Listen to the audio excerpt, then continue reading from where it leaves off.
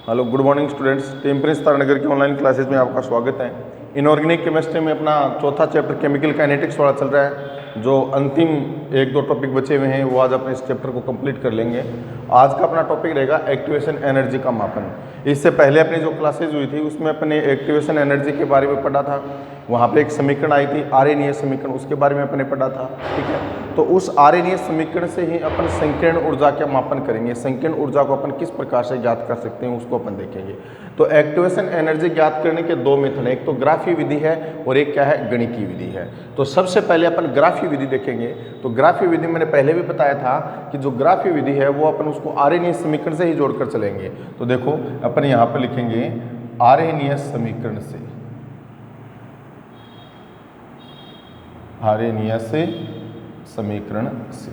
तो आर्यनीय समीकरण में क्या था, K equal to A E minus E A upon में आर टी, समीकरण नंबर 1। ठीक है, अब देखो इसी से आगे करते हैं अपन। तो समीकरण 1 का दोनों तरफ ln नेचुरल लॉग लेने पर, समीकरण 1 का दोनों तरफ नेचुरल लॉग लेने पर तो क्या होगा, नेचुरल लॉग के equal to natural log A plus natural log E की power minus E A upon में आर टी। इसकी वैल्यू तो 1 हो जाएगी। तो इसको अपन क्या लिख सकते हैं, नेचुरल लॉग के equal to natural log A minus E A upon में आर टी।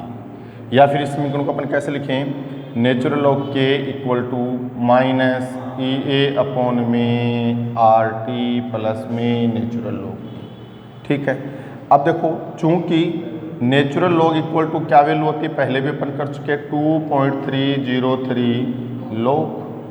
तो नेचुरल लॉग की वैल्यू इस समीकरण में रखें तो फिर ये समीकरण क्या हो जाएगी, अतः है अपन क्या लिख सकते हैं इसमें 2.303 लॉग के equal to minus E A upon में 2.303 आर प्लस में 2.RT प्लस में 2.303 लॉग ए, समीकरण नंबर 2। अब देखो समीकरण 2 में दोनों तरफ 2.303 का भाग देने पर, दोनों तरफ 2.303 का भाग देंगे तो ये तो कट जाएगा। तो अपने पास इधर क्या बचेगा, लॉग के इक्वल टू क्या बचेगा, माइनस ई ए अपॉन में 2.303 आर टी प्लस में क्या बचेगा, लॉग ए। तो ये अपने पास समीकरण आ गई कौन से मेथड में, ग्राफी मेथड में। अब देखो मेथड का नाम क्या है, ग्राफी विधि है, वक्र विधि है। तो ग्राफी विधि है तो मतलब अपन ग्राफ बनाएंगे। तो ग्राफ अपन किसके माध्यम से बनाएंगे, ये जो समीकरण आई है अपने पास उसके माध्यम से। तो इसको अपन समीकरण नंबर कितना दें, 3।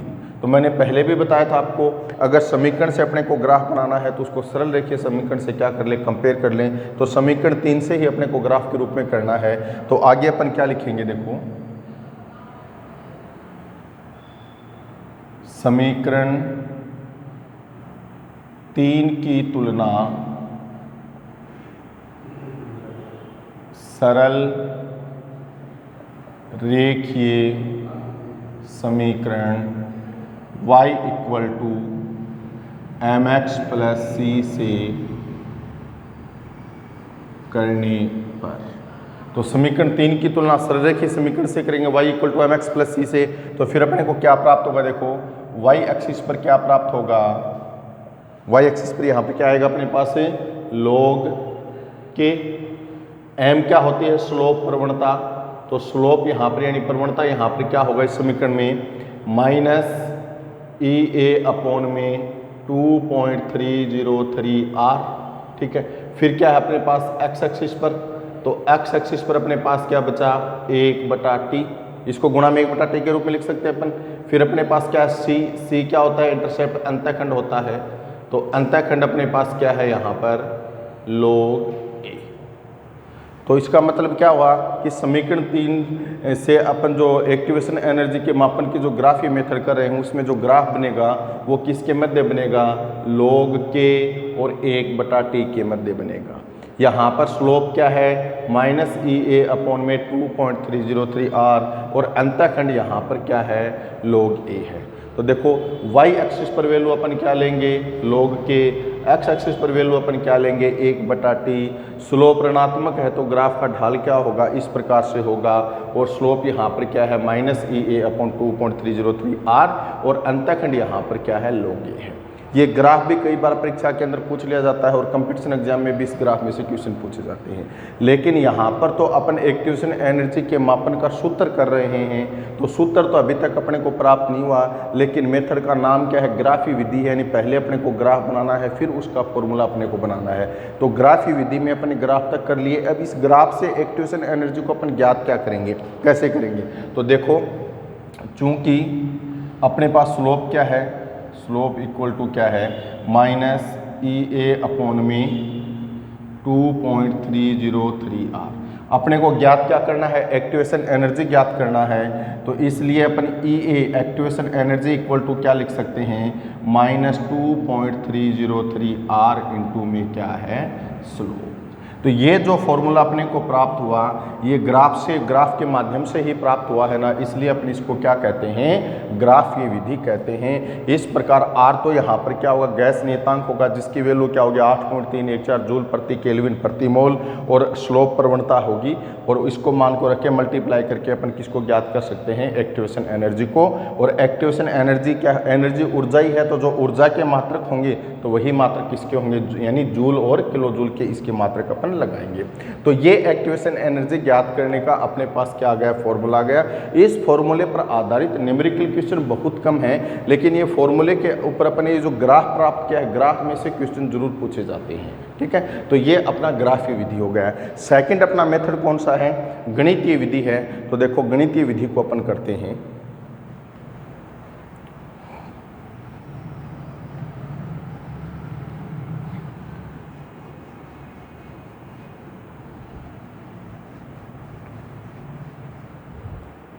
नंबर 2 गणितीय विधि। तो जो ग्राफीय विधि में जो समीकरण प्राप्त हुई है उसी समीकरण से अपन लेके चले। तो ग्राफीय विधि में अपने पास समीकरण क्या है, log k equal to -EA upon में 2.303 r इंटू 1/t प्लस में क्या है log।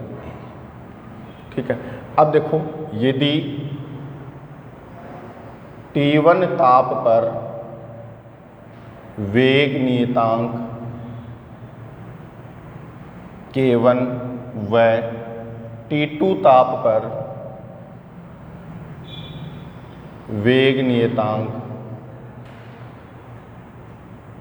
K2 हो तो, यानी T1 टेम्परेचर पर क्या है K1 और T2 टेम्परेचर पर क्या है K2 है। तो फिर अपने पास ये समीकरण क्या आएगी, देखो log K1 equal to -EA upon में 2.303 r इंटू में 1/T1 प्लस में log A, समीकरण नंबर 1।